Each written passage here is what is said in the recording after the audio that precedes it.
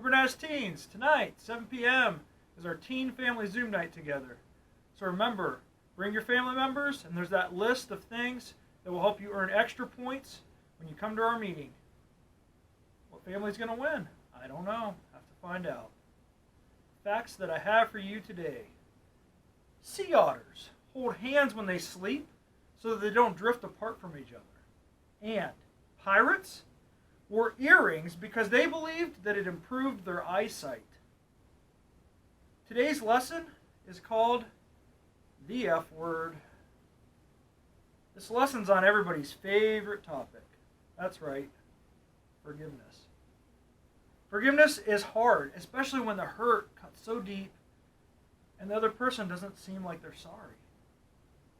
You might be saying, they don't deserve forgiveness. You're probably right. They probably don't deserve it. But forgiveness has more to do with you and the effect that it has on you, more than it does on the other person. When we withhold forgiveness, it's like having an active infection in our body and not doing anything about it.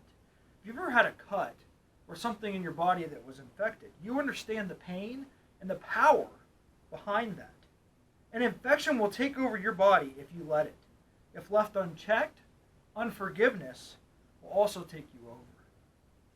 When you have a cut or a wound, the best thing to do is what? It's to treat it with Neosporin, antibiotic ointment, and bandages. And it's better to do this as soon as possible in order to limit the lasting effect that it's going to have on your body. When others do something to us, we have three options of how to respond. You can ignore what they said or did. This may seem like a good option, but you never really get a chance to deal with the emotions. When you hold on to something, it eats away at you. When you do this, it's like the infection. You ignore it, but it's doing its work under the surface. It only gets worse until it destroys you. Getting revenge. This probably is the most natural choice, but it never really works out. And our third response option is to forgive. This is the most unnatural response, and it's the one that we don't usually think of first. This option allows you to own up to the feelings that you have and have God be a part of that process. He can work the whole situation to mend you and mend the relationship.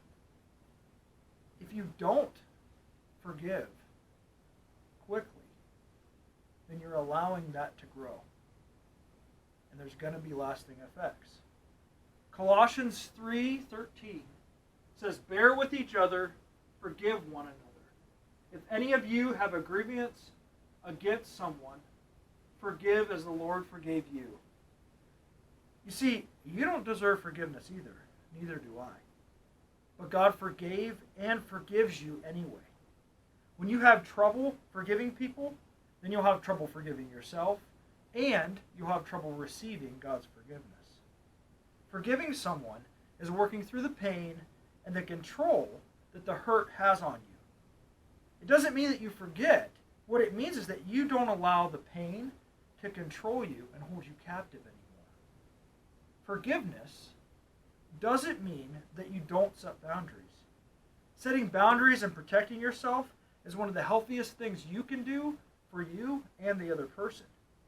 Sometimes, even though they are forgiven, the relationship needs to change to help that person understand how to grow from the incident. The bottom line is, forgiveness is important, and you need God's help to do it regularly. Discussion questions for you. What actions are easier to forgive? What actions are harder to forgive? Does it make it easier for you to forgive another person, knowing Jesus has forgiven you for so many things? Why or why not? And then, how can having unforgiveness cause you physical problems, cause you emotional problems, cause you spiritual problems? The deeper learning opportunity I have for you today watch a lyric video for the song Forgiveness by Toby Mac and Lecrae.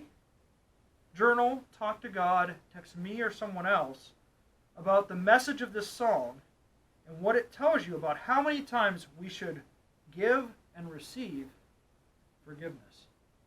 Let's pray. Dear Lord, I just thank you so much that you've forgiven us. Thank you that that's an option. I pray that we'll understand it needs to be an option for other people. That forgiveness is always the right thing to do, even though it's the hardest. I pray that you'll help us one step at a time to start those processes. Those people that we need to start the forgiving process, that you'll enable us to do that, Lord. Help us mend those relationships through this. Thank you for taking care of us, and thank you for loving us. So in your name we pray. Amen.